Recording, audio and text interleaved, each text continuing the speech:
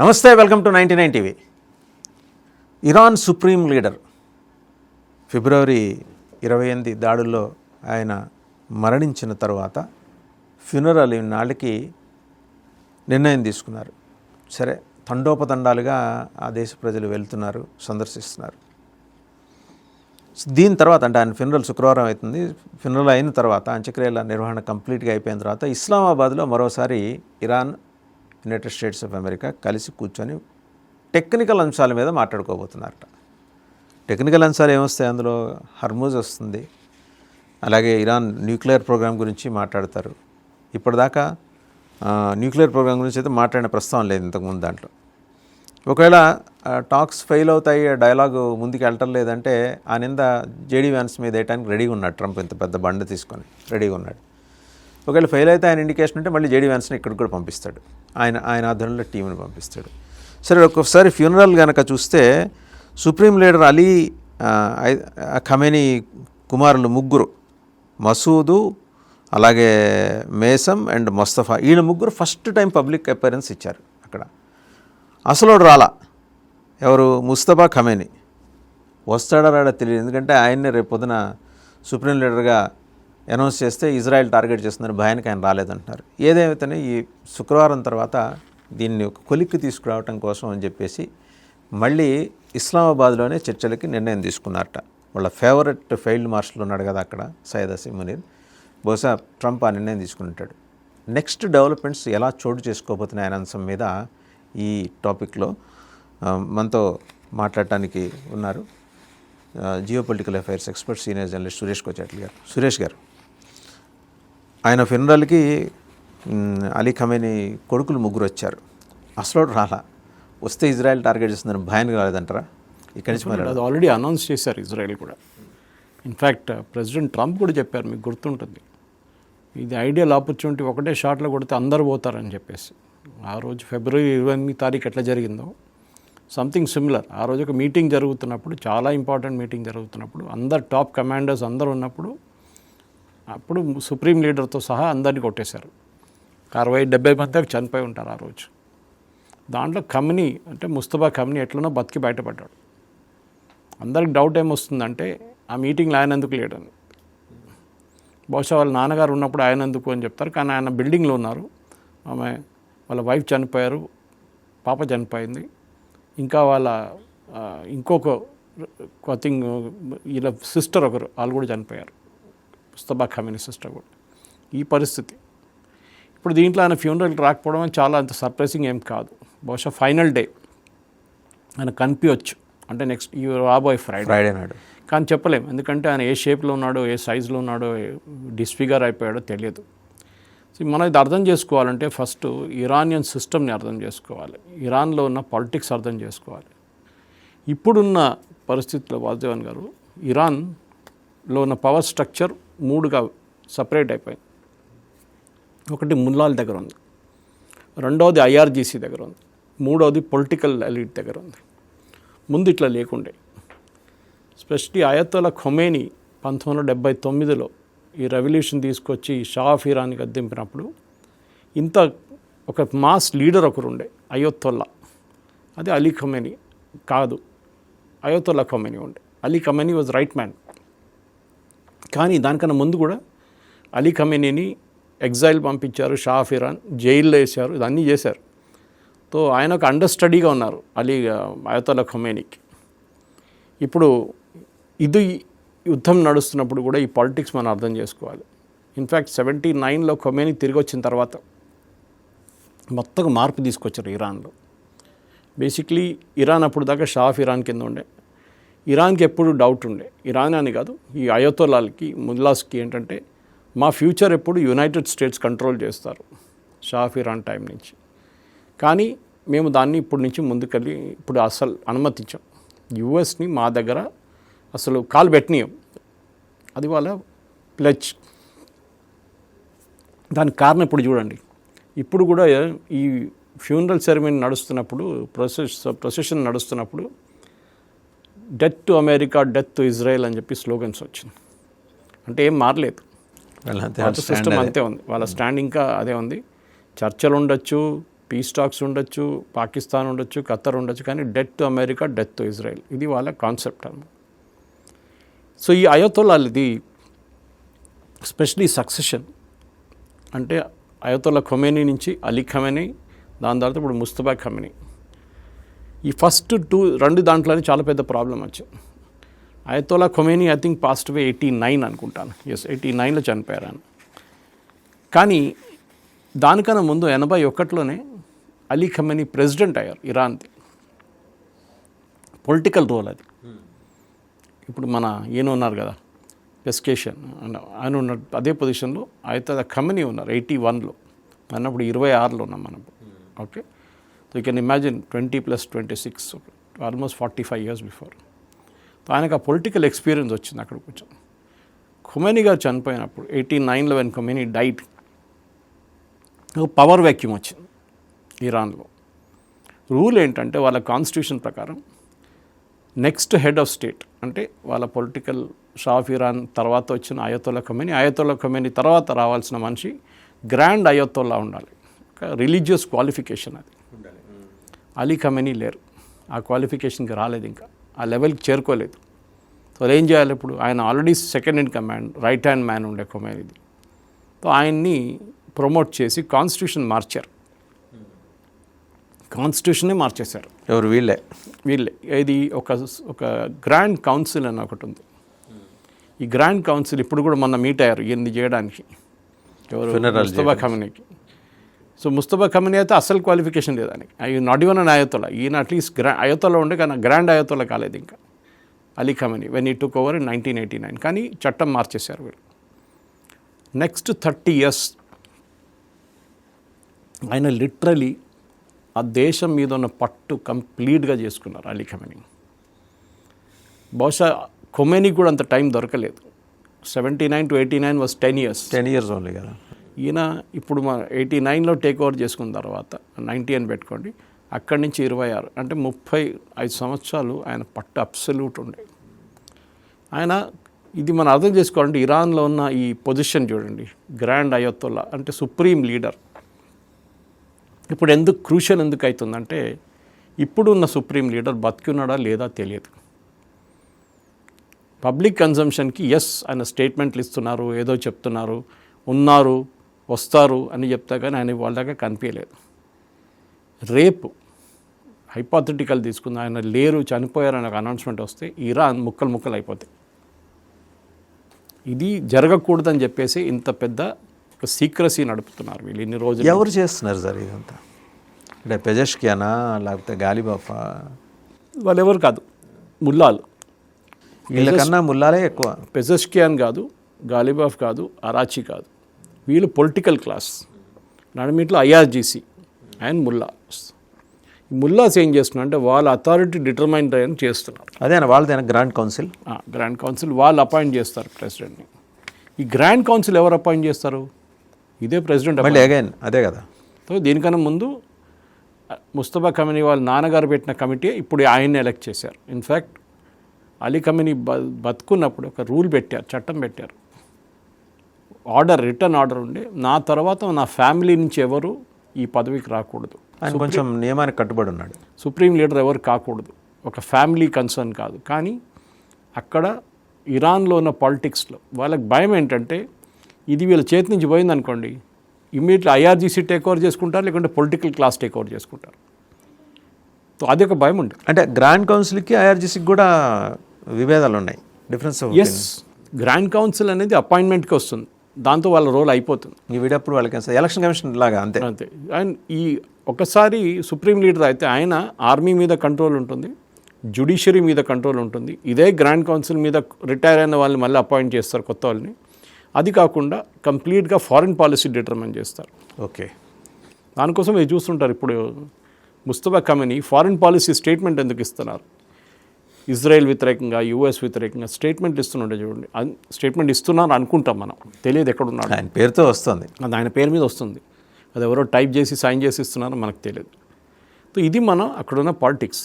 So మీరు అడిగిన ప్రశ్నకి ఈ వారం పాటు ఎందుకు జరుగుతుందంటే ఈ బిల్డప్ ఇస్తున్నారు.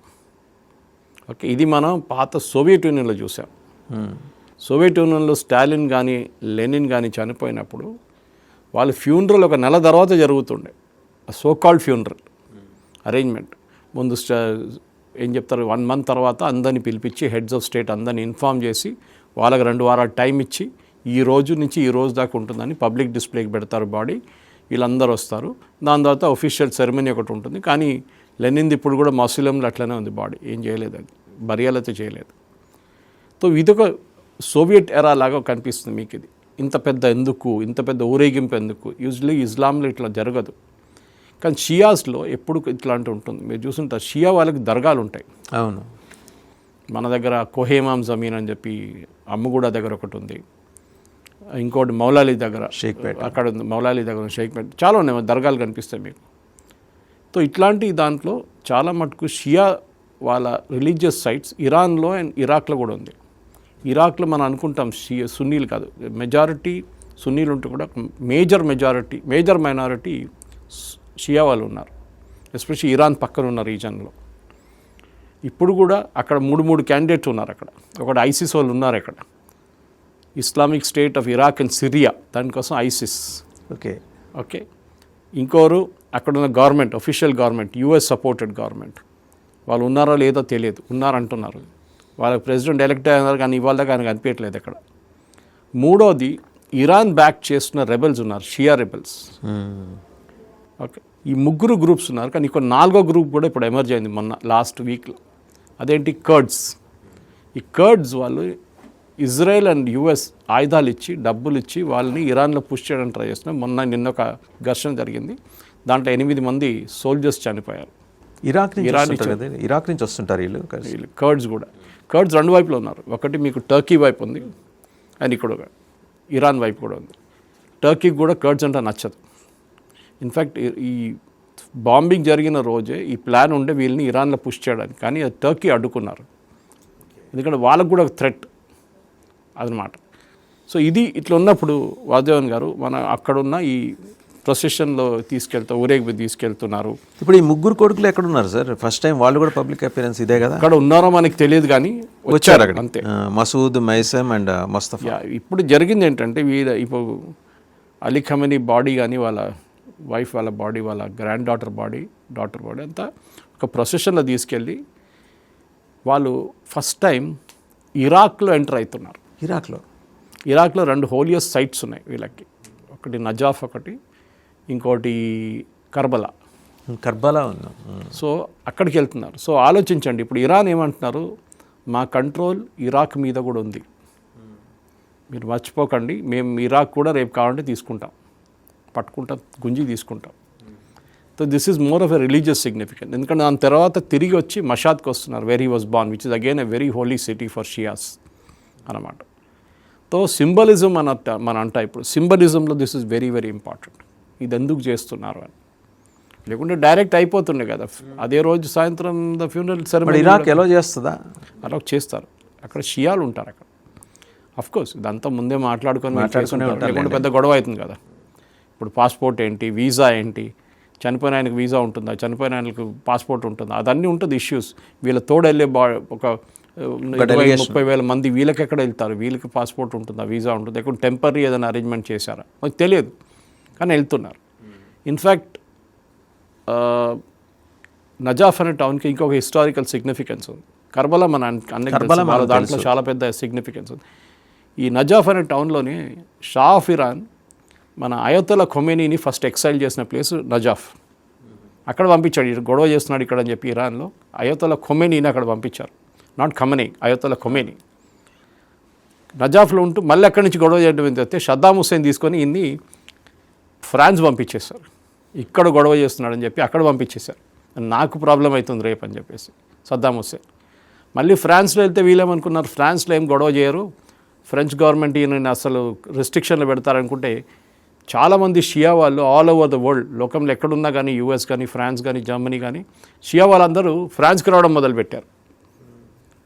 అయోతొల్లా ఖొమేనీ ఉండేదేమో ఆ టైంలో ఒక చిన్న ఇల్లు. In fact I had read a book, ఆయన గురించి ఒక పుస్తకం చదివాను నేను. చిన్న ఒక షాలేలో ఉంటే అక్కడ, అంటే ఒక ఇల్లు, పెద్ద ఇల్లు అనుకోవచ్చు, కానీ it was not huge mansion కాదు. సో అక్కడ వీళ్ళు రావడం మొదలు పెడితే ఫ్రెంచ్ గవర్నమెంట్కి టెన్షన్ అయిపోయింది. ఇదేంట్రా రేపు ఇక్కడ మళ్ళీ గొడవ అవుతుందా ప్రాబ్లం అని చెప్పేసి. కానీ అదే టైంలో within I think 3-4 years Shah of Iran problem start అయింది. ఎందుకంటే ఇక్కడ నుంచి ఇండైరెక్ట్గా ఖొమేనీ స్పీచ్లు ఇవ్వడము, ఒక రేడియో స్టేషన్ స్టార్ట్ చేయడం అన్నీ చేశారు. సో ఈ ఇరాన్లో ఉన్న సిస్టమ్ మనం అర్థం చేసుకోవాలి, how the power centre is concentrated అన్నమాట. ఎందుకంటే మనకు అందరు తెలుసు ఇరాన్లో ముందు డెమోక్రసీ ఉండే, చాలా మంచి డెమోక్రసీ ఉండే. ఓకే, 1957-58లో మొసద్దే అని చెప్పి వాళ్ళొక ప్రెసిడెంట్ ఉన్నారు, డెమోక్రటిక్ వే ఎలెక్ట్ అయిన ప్రెసిడెంట్. కానీ ఆయన చేసిన తప్పు ఏంటంటే అప్పుడు ఈ ఆయిల్ రావడం మొదలుపెట్టింది, ఆయిల్ వెల్స్ డ్రిల్ చేయడం మొదలుపెట్టారు.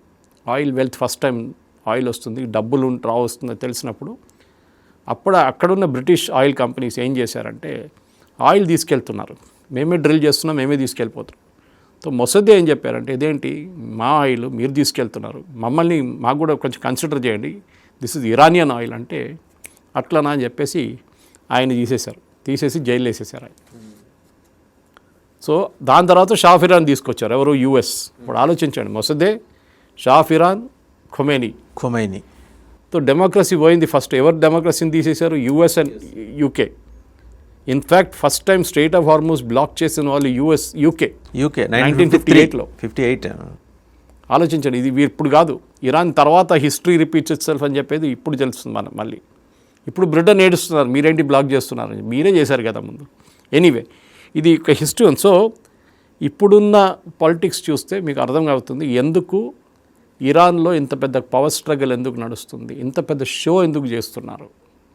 So that Ali Khamenei power absolute అయిపోతుంది. ఆయన ఉన్నారో లేదో again it's question of interpretation అన్నమాట. సో ఇప్పుడు ఇరాన్ ఏం బేసిక్లీ లాస్ట్ ఈ యుద్ధం మొదలైనప్పుడు 4 నెలలు అయిపోయినాయి.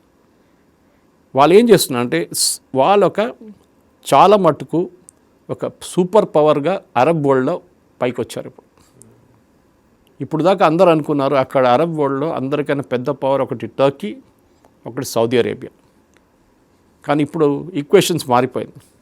యుద్ధంలో చాలా మటుకు తెలిసిపోయింది. ఇరాన్ చెప్తున్నారు మా మీద దాడి చేస్తే మేము పక్కనున్న దేశాల మీద అంతా దాడి చేస్తాం.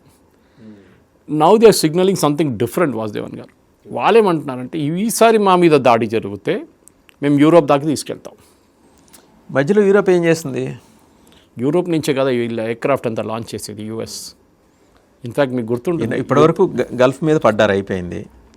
యుద్ధం మొదలైనప్పుడు ఒకసారి ఒక రాయల్ ఎయిర్ ఫోర్స్ బేస్ మీద దాడి చేశారు, అది యూకేది సైప్రస్ మీద దాడి చేశారు.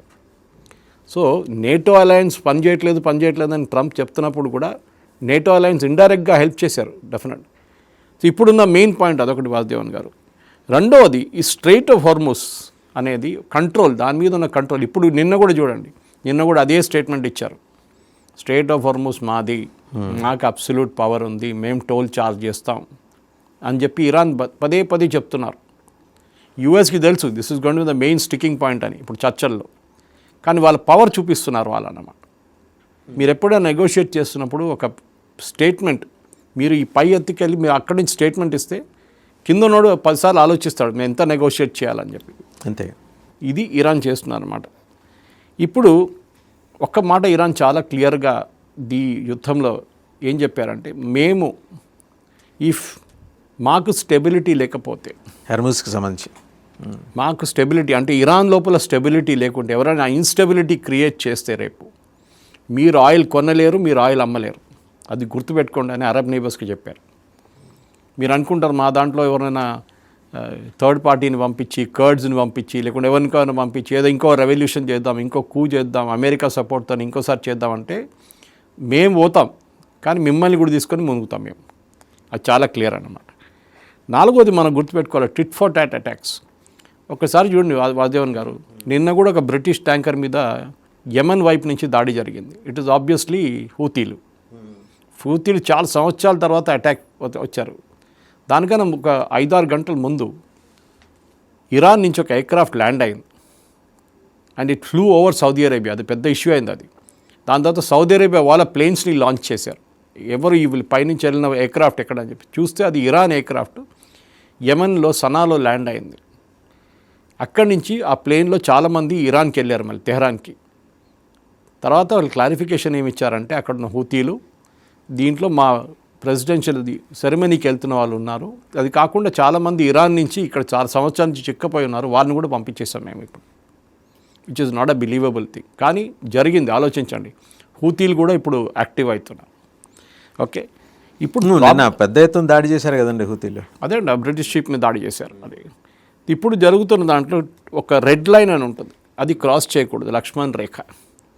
ఓకే, అది ఇరాన్ చాలా క్లియర్గా అంటున్నారు, మా మీద దాడి చేశారో అంతే సంగతి, మేము we will go all out this time అని చాలా మటుకు వార్నింగ్ ఇస్తుంది. ఇంకోటి యమన్ ఒకటి మనం మాట్లాడదు, లెబనాన్ మర్చిపోయాం. లెబనాన్లో ఇజ్రాయెల్ అండ్ లెబనాన్ కలిసి ఒక ఒప్పందానికి వచ్చారు. ఏంటి, హెజ్బుల్లాని డిసామ్ చేయాలి, అంటే వాళ్ళ ఆయుధాలను పట్టుకోవాలి, వాళ్ళని సరెండర్ చేయాలి. అది కళల్లో కూడా జరగదు. జస్ట్ మచ్ అస్ గాజాలో హమాస్ని డిసామ్ చేసని చెప్పి ప్రెసిడెంట్ ట్రంప్ పెద్ద స్టేట్మెంట్ ఇచ్చారు. సీజ్ ఫైర్ అయిపోయింది. ఎవరు చేస్తారు డిసామ్? యునైటెడ్ నేషన్స్ చేస్తారా? ఇజ్రాయెల్ చేస్తారా? ఈజిప్ట్ చేస్తారా? జార్డన్ చేస్తారా? ఎవరు వచ్చినా వాళ్ళు పట్టించుకోరు, వాళ్ళు సరెండర్ చేయరు. Okay, that is the red line and that is Lebanon for you. ఇప్పుడు మన దాంట్లో ఇప్పుడు ఈ చూసుకున్న దాంట్లో ఇరాన్ ఇప్పుడు చాలా మటుకు యుఎస్తోని చర్చలు, ఇప్పుడు మనం బహుశా 12 తారీఖు మొదలు కావచ్చు చర్చలు ఇస్లామాబాద్ అంటున్నారు. ఇస్లామాబాద్ కూడా కన్ఫర్మ్ కాదు. ఓకే, సో ఇట్లాంటి దాంట్లో ఇప్పుడు మీరు అడిగిన ప్రశ్నకి ఈయన మీద ఇంకా దాడులు చేస్తారా? ఎవరి మీద? Ali Khamenei, Mustafa Ali Khamenei. వాళ్ళ నాన్నగారి మీద నాకు గుర్తుంది, వాసుదేవన్ గారు 1981లో ఈయన ప్రెసిడెంట్ అయిన టైంలో ఒక స్పీచ్ ఇస్తున్నప్పుడు ఆయన ముందు ఒక టేప్ రికార్డర్ ఉండే. టేప్ రికార్డులో ఎవరో రికార్డ్ చేస్తున్నారు. ఆ టైంలో టీవీలు ఎక్కువ లేవు, 1-2 ఛానల్ ఉండే. ఇన్ఫాక్ట్ ఆ వీడియో ఎప్పుడు కూడా ఉంది ఇంటర్నెట్లో. ఆ టేప్ రికార్డ్ లోపల బాంబు పెట్టారు ఎవరు. ఈయన మాట్లాడుతున్నప్పుడు ఆ టేప్ రికార్డ్ పేలింది. ఈయనకి ముఖం మీద, చేతి మీద అంతా గాయాలని, చనిపోలేదు. సో అది ఎవరో చేయించారంటే ఇజ్రాయెల్ అంటున్నారు అది ఆ టైంలో 81లో. ఓకే, సో యూఎస్కి ఇది రాదు చేయడానికి, ఇట్లాంటి పని యూఎస్ చేయరు. They are not good at it. In fact మీకు గుర్తుంటుంది, నార్దర్న్ అలయన్స్ చెప్పి ఆఫ్ఘనిస్తాన్లో అహ్మద్ షా మసూద్ మన ఫేవరెట్, మన రా ఏజెంట్ లాగా పనిచేశాడు మన కోసం అక్కడ. ఈ was a regional warlord, all powerful. ఆయన చెప్పిన మాటే ఆఫ్ఘనిస్తాన్లో నార్త్లో మొత్తం ఆయన కింద నడుస్తుంది అంతా. అండ్ మనం చాలా మటుకు వాళ్ళకి ఆయుధాలు ఇచ్చాం నార్దర్న్ అలయన్స్కి. ఓకే, డైరెక్ట్ ఎయిర్ డ్రాప్ చేసాం, హెలికాప్టర్ ద్వారా ప్లేన్లో తీసుకెళ్ళి ల్యాండ్ చేసి. Northern alliance was under our control, రా కంట్రోల్ ఉండే రీసెర్చ్ అనాలిసిస్ వింగ్లో. కానీ అన్ఫార్చునేట్లీ ఏం జరిగిందంటే 9/11 జరిగే ఒక వారం ముందు అహ్మద్ షా మసూద్ ఒక ప్రెస్ కాన్ఫరెన్స్ పిలిపించారు. అన్ని రిపోర్టర్స్ని పిలిపించారు సపరేట్గా. దాంట్లో సిరియా నుంచి ఒక ఛానల్ వారు వచ్చారు ఇంటర్వ్యూ చేయడానికి. ఎందుకు చెప్తానంటే ఈ టేప్ రికార్డర్ బాంబింగ్ అనగానే దీనికి నాకు గుర్తొచ్చింది. అది సిరియా నుంచి ఒక ఛానల్ వాళ్ళు వచ్చి ఇట్లానే కెమెరా పెట్టి ఇంటర్వ్యూ మొదలుపెట్టారు. ఇంటర్వ్యూ మొదలయ్యే ఒక 3 నిమిషాలు కాగానే ఆ కెమెరా లోపల ఒక మిసైల్ ఉండే. ఆ మిసైల్ అహ్మద్ షా మసూద్ కొట్టేశారు. He was badly injured. This was recorded కదండి? రికార్డ్. హాస్పిటల్ తీసుకెళ్లారు కానీ చనిపోయారు. ఆయన చెప్పాలనుకున్నది ఏంటంటే ఈ 9/11 ఒక ఇన్సిడెంట్ జరగబోతుంది యూఎస్లో అని. ఈ చేపించింది ఐసిస్ వాళ్ళు, అల్ఖైదా, ఎవరు మన ఒసామా బిన్ లాడెన్. అది బయటకు రాకుండా వాళ్ళు అనుకున్నారు. So what did you want to say అని తర్వాత బయటకు వచ్చింది. దట్ ఆయనకు తెలుసు ఇట్లాంటి కాన్స్పిరసీ ఉంది అని ఆఫ్ఘనిస్తాన్ నుంచి. యుఎస్ కేర్ఫుల్గా ఉండాలి, ప్లేన్లు చెక్ చేసుకోండి, హైజాకింగ్ జరగబోతుందని చెప్పడానికి వచ్చిన మనిషి చెప్తూ చంపేశారు వీళ్ళు. సో ఇది మనం ఇప్పుడు ఇజ్రాయెల్ గురించి మాట్లాడుతున్నప్పుడు ఇజ్రాయెల్ ముస్తఫా ఖమేనీని తీసేస్తారంటే ఎస్, డెఫినెట్. ఆయన ఒకసారి బయట కనిపించాడో అంతే సంగతి. ఇన్ఫ్యాక్ట్ ఈ టైంలో ఈ ఫ్యూనరల్ 2-3 కనిపించారు అట్లా. లాస్ట్ 4 నెలల నుంచి కనిపించిన వాళ్ళు. ఒకటి అక్కడున్న ఐఆర్జీసీ హెడ్, యాక్చువల్ హెడ్ చనిపోయాడు అవునవును ఫస్ట్ బాంబింగ్లో. కుత్ ఫోర్స్ ద హెడ్ ఒకటి ఉండే, ఆయన మనకు కనిపించింది ఫ్యూనరల్లో. అప్పుడే అందరు అన్నారు ఈ డెత్ వారెంట్ అయిపోయింది వీడు, ఈయన ఎక్కడ పోయి దాచుకున్నా కానీ ఇజ్రాయెల్ ఇప్పుడు వాడిని ఆ లొకేషన్ నుంచి ట్రేస్ చేసుకుంటారు వాళ్ళు శాటిలైట్తో. ఓకే, అది వాళ్ళ టెక్నాలజీ ఉంది వాళ్ళ దగ్గర, అది దానికోసం. సో మనం అర్థం చేసుకోవాలి, ఇరాన్లో ఇప్పుడు ఉన్నది ఒక థియోక్రటిక్ స్టేట్, రిలీజియస్ స్టేట్ అన్నమాట, ఇస్లామిక్ రిపబ్లిక్ ఆఫ్ ఇరాన్. తో ఈ పరిస్థితుల్లో ఇప్పుడు ఒక పవర్ స్ట్రగుల్ వస్తే బహుశా అక్కడ మార్పు రావచ్చు. యూఎస్ అది కూడా ట్రై చేస్తారు, and they very good at it. CIA వాళ్ళు దీంట్లో ఎక్స్పర్ట్స్ రెజ్యూమ్ చేంజ్లో. తో రేపు ట్రై చేస్తారు కూడా, అవి తప్పలేదు. వీళ్ళు దీనికన్నా ముందు ఒక ప్రెసిడెంట్ ఉండే వీళ్ళకి, ఆయన పేరు మర్చిపోయాను నేను. ఆయన్ని ఇజ్రాయెల్ ఏమనుకున్నారంటే ఈ బాంబింగ్ కానీ నెక్స్ట్ డే తీసుకెళ్ళి పెట్టేద్దాం అనుకున్నారు. అది కాలేదు. దట్ ప్లాన్ ఫెయిల్డ్ అన్నమాట. సో అట్లాంటి పరిస్థితుల్లో ఇప్పుడు ఇజ్రాయెల్ ఏం చేయబోతున్నారు అనేది నెక్స్ట్ ఒక గేమ్ ఉంటుంది. దీని తర్వాత ఏంటి, బికాస్ ఈ చర్చలు ఎక్కడ పోవాలి. ఇస్లామాబాద్ టాక్స్ దాకా ఇజ్రాయెల్ ఆగుతుందంటారా? అది నేనండి. లేదు, ఫస్ట్ ఆఫ్ ఆల్ ఈ టాక్స్ ఫెయిల్ అవుతుంది. ప్రెసిడెంట్ ట్రంప్కి ఏంటంటే ఇప్పుడు 60 రోజులు ఎంత 15 రోజులు ఎంతో అయిపోయినాయి. ఇప్పుడు 15-20 రోజులు అయినాయి కూడా 6 నెలల దాకా తీసుకెళ్తారు, దాన్ని మళ్ళీ పొడిగిస్తారు. ఓకే, మిడ్ టర్మ్ దాకా. సో మిడ్ టర్మ్ అయినాక ప్రెసిడెంట్ ట్రంప్ మళ్ళీ బాంబ్ చేస్తే ప్రాబ్లం ఉండదు ఆయనకి. మిడ్ టర్మ్ దాకా చేయకూడదు, ఎందుకంటే ఆయిల్ ప్రైసెస్ మళ్ళీ పెరుగుతాయి. ఇప్పుడు 68కి వచ్చింది మనకి, వరల్డ్ మార్కెట్లో 71 నడుస్తుంది. Okay, $71, which is good enough. ఇప్పుడు ఇరాక్ వాళ్ళు ప్రొడక్షన్ పెంచుతా అంటున్నారు, OPEC వాళ్ళు 180,000 బ్యారెల్స్ పర్ డే పెంచుతున్నారు, మళ్ళీ ఒక $3-5 పడిపోతాయి ప్రైస్. అది మన ఎకనామిక్స్ లాగానే సప్లై అండ్ డిమాండ్ మీద ఉంటుంది. సో ఇప్పుడు ఉన్న దాని ప్రకారం ఈ ఏం చర్చలు నడుపుతారో that is a big question mark. ఎందుకంటే ఇరాన్ చాలా క్లియర్గా చెప్తున్నారు, మేము యురేనియం గురించి ఎక్కువ మేము మాట్లాడము. ఇప్పుడు ఇన్స్పెక్షన్ అలౌ చేస్తేనే కొన్ని చోట్ల ఇన్స్పెక్షన్ అలౌ చేస్తాం, we won't allow for everything. In fact Ghalibaf ఒక స్టేట్మెంట్ ఇచ్చారు నిన్న వాదేవన్ గారు. యాజ్ యూజువల్ మన తెలుగు మీడియా అయితే అసలు తీసుకోలేదు, నేషనల్ మీడియాలో 2-3 క్యాప్చర్ చేశారు ఆ స్టేట్మెంట్ని, అండ్ అమెరికన్ మీడియా కంప్లీట్గా క్యాప్చర్ చేశారు. ఏంటంటే సంతకం పెట్టొచ్చు ఒప్పందాన్ని, పెద్ద పనేం కాదు, కానీ దాన్ని ఇంప్లిమెంట్ చేయడం చాలా కష్టం.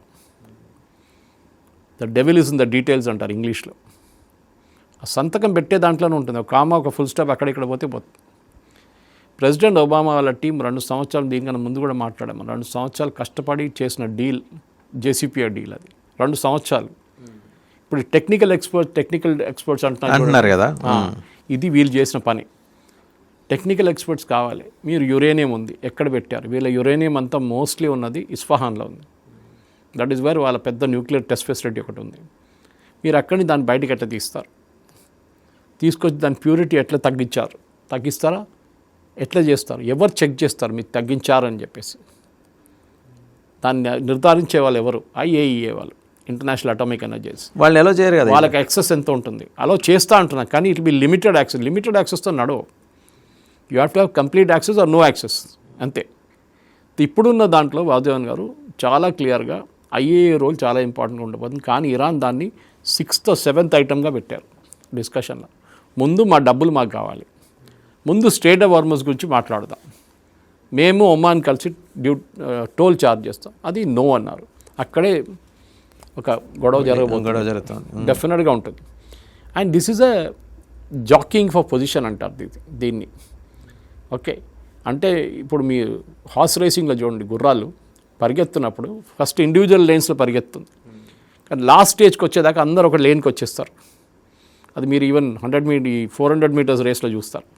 వాళ్ళ లేన్లో ఉంటారు, కానీ లాస్ట్కి వచ్చేదాకా ఒకటే లేన్లో వచ్చేస్తారు. ఓకే, అది ఇప్పుడు జరగబోతుంది. జాకింగ్ ఫర్ పొజిషన్ అంటే అక్కడిక్కడ పుష్ చేస్తారు, వీళ్ళు చేత్తో దోస్తారు ఇట్లా కొంచెం. This is going to happen now.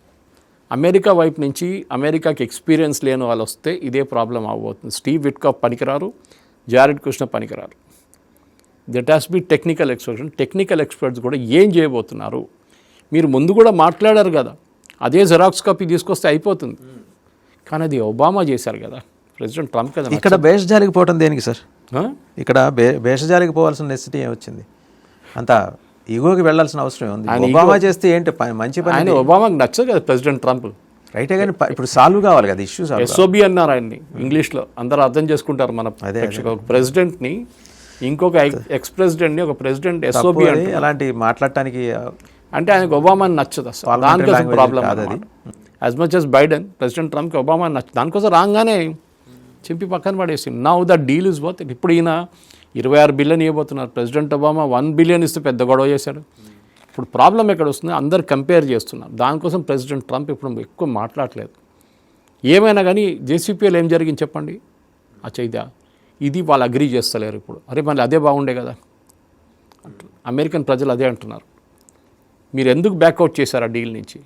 మీరు దానికన్నా నాకు బెటర్ డీల్ తీయగలితే then it is a different game. But ఇప్పుడు అది కాదు కదా, ఇది ప్రాబ్లం వాదేవన్గా. సో ఇప్పుడు మనం ఇంకా ఈ చర్చల కోసం ఇంకా 5-6 రోజులు వెయిట్ చేయాల్సి వస్తుంది, ఈ ఫ్యూనరల్ అంతా అయినాక. కానీ అక్కడ కూడా విత్ ఇన్ ఇరాన్ ఈ ఫ్యూనరల్ కాగానే ఒక పొలిటికల్ రియలైన్మెంట్ జరగబోతుంది. ముస్తఫా ఖమేనీ చాలా హార్డ్ లైన్ మనిషి. వాళ్ళ ఫాదర్ చాలా రీజనబుల్ ఉండే ఆయన ఇన్ఫ్యాక్ట్ ఖొమేనీ టైంలో ఒక ఫత్వా కూడా ఇష్యూ చేశారు, దట్ ఇరాన్ ఎప్పుడు న్యూక్లియర్ వెపన్స్కి వెళ్ళకూడదు అని చెప్పి. ఆయన ఖొమేనీ దానికి ఖమనీ కూడా రిపీట్ చేశారు దాన్ని. కానీ ఇప్పుడు ఈయన చూడండి, Mustafa is a very hard core guy. ఆయన ఫత్వా లేదు ఏం లేదు అంటాడు. సో ఒకసారి వాళ్ళ నాన్నగారిని బరీ చేసిన తర్వాత ఆ పొలిటిక్స్ కూడా అక్కడే బరీ అయిపోతుంది. దాంతో కొత్త లీడర్ ఇరాన్ జనరేషన్ పొలిటిక్స్ అక్కడ హార్డ్ కోర్ లీడర్షిప్ రాబోతుంది. బహుశా మనం ఆఫ్ఘనిస్తాన్లో కూడా చూడలేదు అంత హార్డ్ కోర్, అట్లాంటి hard core religious. So geo political అఫైర్స్లో చాలా చేంజెస్ వస్తుంది దీని తర్వాత. అది ప్రెసిడెంట్ ట్రంప్ ఎంత మట్టుకు తీసుకుంటాడో చూడాల్సింది. ఎందుకు నిన్న ఒక స్టేట్మెంట్ ఇచ్చారు ఆయన, కావాలంటే ఒకటే షాట్లో అక్కడ ఉన్న వాళ్ళందరినీ ఫినిష్ చేసేస్తాను నేను, కానీ చేయను. ఎందుకంటే మళ్ళీ ఎవరితో మాట్లాడడానికి ఎవరు ఉండరు. అరాచీని తీసేస్తే, గాలిబాఫ్ని తీసేస్తే ఎవరితో మాట్లాడతాం? I can do it, but there be nobody left to speak అన్నాడు ఆయన. దాన్ని ఇరాన్ మళ్ళీ క్రిటిసైజ్ దాన్ని చెప్పారు, అట్లా మా మీద కొడతారా, మేము కూడా చూపిస్తాం మేమేం చేయగలం. In fact one of the protesters main performers on stage నిన్న ఫ్యూనరల్ సెరమనీలో ప్రెసిడెంట్ ట్రంప్ని డైరెక్ట్ థ్రెటన్ చేశారు, that we will finish off the US president అని. కానీ అంత ఈజీ కాదు ఈ గేమ్ వాసుదేవన్ గారు. మనం ప్రతిరోజు మాట్లాడుతుంటాం, ఎవ్రీ ఆల్టర్నేట్ డే మాట్లాడుతుంటాం, కానీ ఇది ఇంటర్నల్ పాలిటిక్స్ ఇరాన్లో మనం బయట నుంచి చూసే పాలిటిక్స్ కాదు. It's different thing all together. Right. Thank you Suresh గారు, thank you very much. So చూసాం కదా, అది అంతర్గతంగా ఇరాన్లో జరుగుతున్న రాజకీయ పరిణామాలు అంత తేలిగ్గా మనం అర్థం చేసుకోలేము. ఎందుకంటే వాళ్ళ తండ్రిని మించిన హార్డ్ లైనర్ కాబోతున్నాడు ముస్తఫా ఖమేనీ. రేపొద్దున అతను తీసుకునే విధానపరమైన నిర్ణయాల కారణంగా ఇరాన్కి ఇతర దేశాలకి మధ్య సంబంధాలు, ప్రత్యేకించి జియో పొలిటికల్ అఫైర్స్లో విపరీతమైన పరిణామాలు చోటు చేసుకోబోతున్నాయి. సరే, వీళ్ళు ఇస్లామాబాద్లో కూర్చుంటారా, కరాచీలో కూర్చుంటారా, ఎక్కడ కూర్చున్నా, బట్ అవేమీ తెగేవి కాదు. అది ముందుకు వెళ్ళదు, వెనక్కి రాదు. ఒకవేళ ఫెయిల్ అవుతాయి అనే ఇండికేషను, సిగ్నల్ ముందరే ఉంటే జేడీ వ్యాన్స్ని ముందరగా నెట్టేసి ట్రంప్ వైట్ హౌస్లో కూర్చొని సినిమా చూస్తాడు, గ్యారంటీగా అదే జరిగేది. ఈయన కూడా తప్పదు కదా, ఇంకా వచ్చి కూర్చొని అదేదో డైలాగ్ ఫెయిల్ అయిందని చెప్పేసి బయటకు వస్తాడు. కానీ ముందుకు వెళ్ళాలంటే రేపు పొద్దున ఆ సీట్లో, హాట్ సీట్లో వచ్చి కూర్చోబోయే, సుప్రీం లీడర్ సీట్లో వచ్చి కూర్చోబోయే ముస్తఫా ఖమేనీ ఒకవేళ ఉంటే, ఆయన ఇదే షరతులు వర్తిస్తాయి, స్టార్ మార్క్ వేసి మనం చూస్తుంటాం, షరతులు వర్తిస్తాయి. ఒకవేళ ఆయన నిజంగా ఉంటే, ఆయనే గనక వచ్చి సుప్రీం లీడర్గా బాధ్యతలు తీసుకుంటే, వాళ్ళ తండ్రి గారి విధానాలకి భిన్నంగా వ్యవహరిస్తాడు, చాలా హార్డ్ లైనర్గా మారబోతున్నాడు. ఇరాన్కి, తద్వారా ప్రపంచానికి కూడా ఏదో వినాశనం, ముప్పు దాపురించే ప్రమాదం స్పష్టంగా కనిపిస్తోంది.